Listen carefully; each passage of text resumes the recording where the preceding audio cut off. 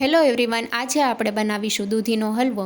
દૂધીનો હલવો બનાવવા માટે 500 ગ્રામ દૂધી લઈ લીધી છે. ઉપરનો અને નીચેનો ભાગ આપણે કટ કરી લઈશું અને દૂધીની છાલ ઉતારી લઈશું. દૂધીનો હલવો બનાવીએ ત્યારે દૂધી આપણે કૂમળી લેવાની છે. દૂધીના વચ્ચેથી પીસ કરી લઈશું અને તમે જોઈ શકો છો દૂધી કૂણી છે, તેથી તેમાં બિયાનો ભાગ નથી.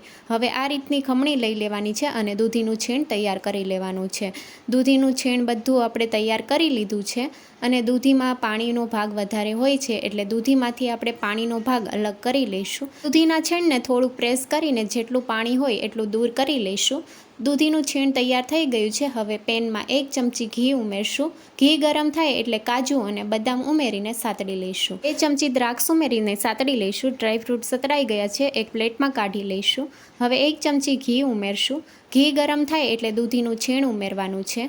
દૂધીના છીણને આપણે 2 થી 3 મિનિટ માટે સાતળી લઈશું. દૂધીના છીણને ઘીમાં સાતળવાથી બહુ સારો એવો ટેસ્ટ હલવામાં આવે છે. દૂધીનું છીણ જેમ સતળાશે તેમ હલકો કલર લાઇટ થઈ જશે. હવે 500 ગ્રામ દૂધ ઉમેરશું. દૂધ ફૂલ ફેટવાળું લીધું છે. મિક્સ કરી લઈશું અને ઢાંકણ ઢાંકીને થવા દઈશું. વચ્ચે વચ્ચે ચલાવતા રહેવાનું છે. દૂધીના છીણમાં બધું દૂધ એબ્સોર્બ થઈ ગયું છે અને દૂધી સોફ્ટ થઈ ગઈ છે. તો હવે 4 ચમચી જેટલી મલાઈ ઉમેરશું અને 1/4 કપ જેટલી ખાંડ ઉમેરશું.